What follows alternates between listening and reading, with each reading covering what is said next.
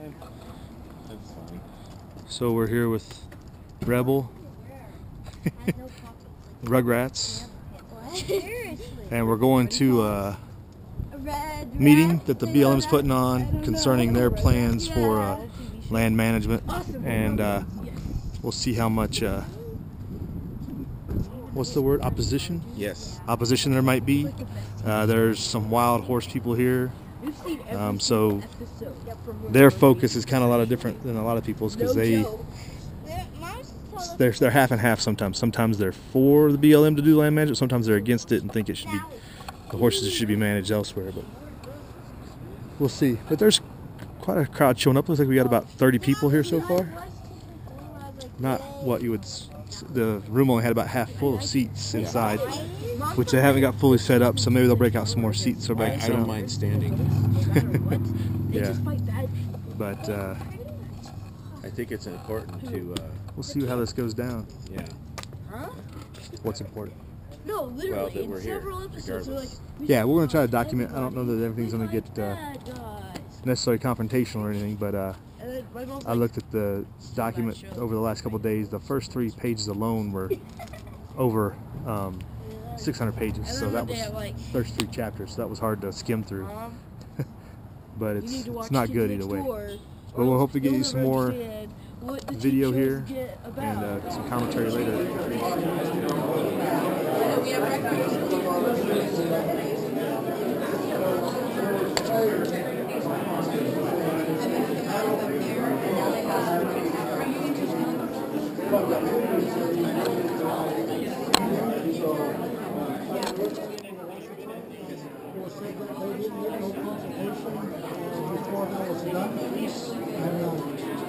What is your guys' policy on that?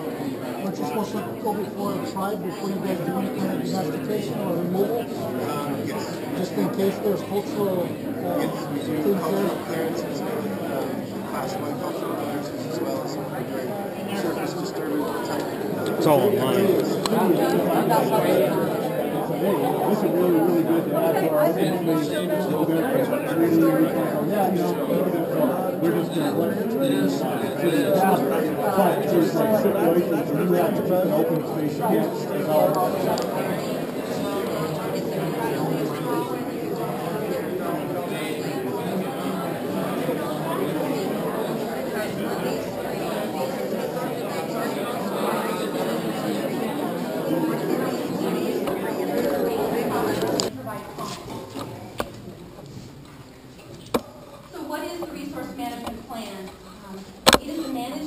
Document that BLM uses to guide our decisions for the next 15 to 20 years or so. It is being completed in compliance with the Federal Land Policy and Management Act of 1976, in which Congress directed the BLM to manage public lands for a variety of uses. So there's many resources, as we all know, that make up the land, and there's many ways to manage those resources. We also have to comply with all existing laws, from the Clean Air Act, Endangered Species Act, all of the other things. So, background. Currently, we use the 2001 Carson City Field Office Consolidated Resource Management Plan. In 2001, we brought together like 8 documents at that time under one plan, and we have amended that plan 5 times. Lots of decisions are old and outdated. Some need clarification. We have a lot of new issues on the forefront that we need to try to address. Because the Resource Management Plan revision is considered a major federal action, we are required to follow NEPA, the National Environmental Policy Act, which is why we have an environmental impact statement. So NEPA.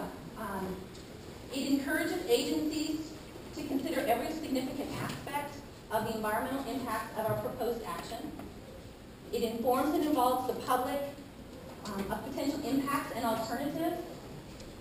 It is not a mandate for protection or conservation. It does encourage environmental protection. However, it does not dictate what we can and cannot do on the land. Within our planning area, we have almost 9 million acres. Of that, 9 million acres.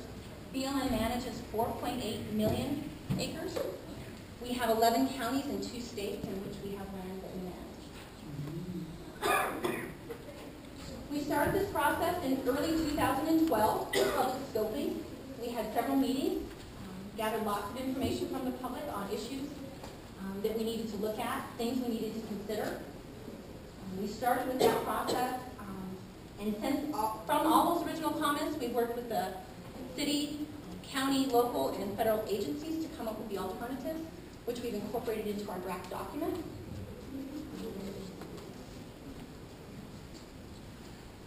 Again, we have quite a few people helping us with this document.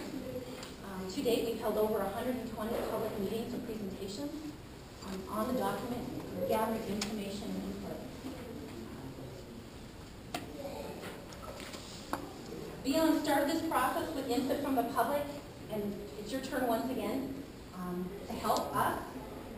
So the purpose of this meeting is to walk you through the resource management plan layout and talk about the best ways to submit comments, thoughts, and suggestions on the document.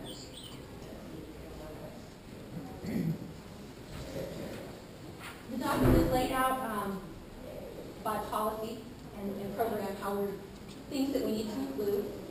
Chapter 1 is an introduction. It includes all the current laws that we follow and talks about why we're doing it. Chapter 2 is alternatives. We have 5 different alternatives on how we manage lands in our district, different ways of doing business. Chapter 3 is the affected environment. It is what is currently out there on the landscape. Chapter 4 is effects, the effects from our actions, and I'll talk about that further in just a minute. And then a few following chapters to help provide clarification, and we have quite a few appendices as well. Appendix A, for example, is our map. So I know this is kind of hard to read. This whole presentation is available on our website so that you can go to it and pull out additional information. This slide happens to talk about visual resources. That is one thing that BLM does need to manage for. As you can see, we have 5 alternatives. Alternative A is our no action alternative, current management, how we manage right now out there on the landscape. Alternative B is a resource use alternative. Typically, it has the fewest protections out there on the landscape, the fewest restrictions. Alternative C is the conservation or preservation alternative. Typically, the most special designation and the most restrictions. Alternative D is an urban interface, recreation kind of focused alternative. We have a lot of challenges with changes in land tenure and people out recreating on the land that we need to find direct some management for. Alternative E is BLM's preferred alternative, kind of a mix. Sometimes you'll see saying A, saying E, or saying B, however it kind of works out. And it's kind of a middle ground, but it provides the public kind of an idea of what direction we're going. One important thing to note is that this is just a range of alternatives at this time. That's what we're trying to provide, is just a reasonable range. So the previous slide was from Chapter 2, the alternatives. This slide is from Chapter 4, or kind of talks about Chapter 4, where we talk about effects. Effects from fire and fuel actions on visual resources. Effects from recreation, for example, on visual resources. Renewable energy on visual resources. But it's a two-way street.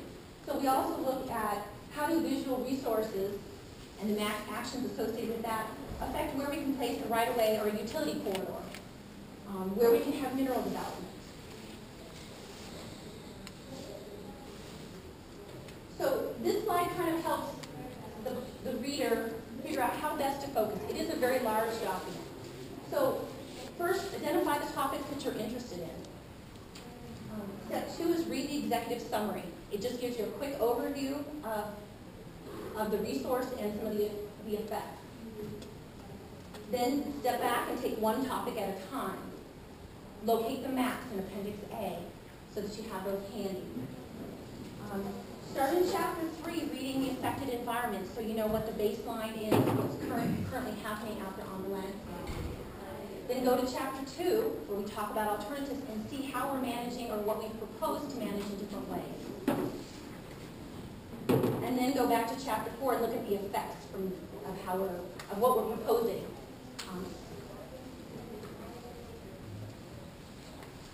Really just kind of bounce back and forth. So what is an effective comment?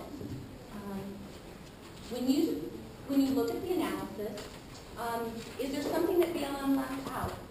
Is there a suggestion of something that we should be considering that we didn't consider? Offer a suggestion. Help us. An effective comment questions the approach, the method, the assumptions. Again, if there's something that should be included, let us know. This document is a draft right now. No decisions have been made. Nothing has been finalized. It just puts everything out there. We have lots of room to maneuver as we go through this process. If there's a better way of looking at a resource challenge, share that with us. An effective comment can help us in a positive way change the document and end up with a good document at that final input.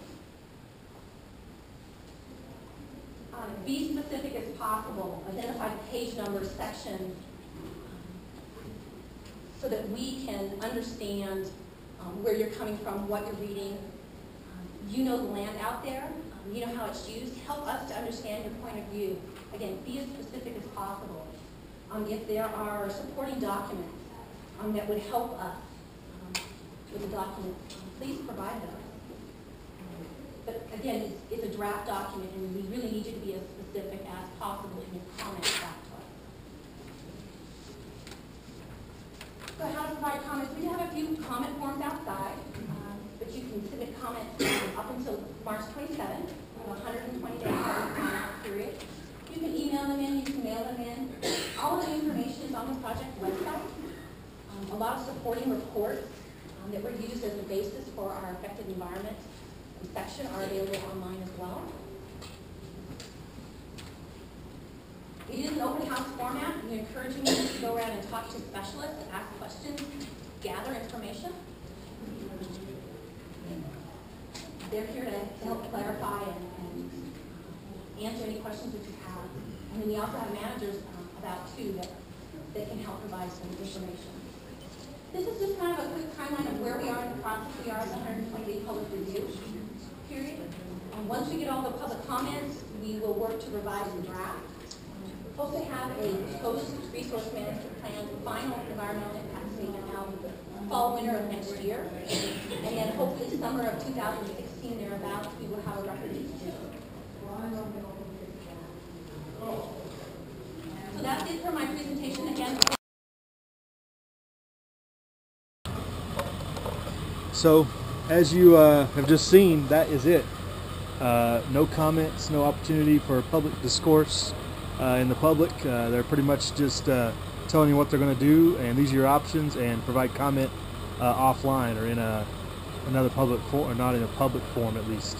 So that's kind of disappointing. We're hoping to see what some other people had to say about the situation, but they're not allowing that in public at least. So I guess there's no way you can organize, at least find who you have common goals with. Interesting. So, but like Rebel was saying, they're just giving you so many different options and all these 4 different plans too. It's a mishmash of potential that makes it very confusing. So that doesn't help anybody understand it either, which is probably deliberate as well. It's classic, authoritarian tactic. You give somebody a couple options, but none of them are good for them, and you get what you want either way. So we're going to try to see if people will talk to us, maybe give us a little their thoughts that they weren't able to express in there, and hopefully we'll see what their thoughts are.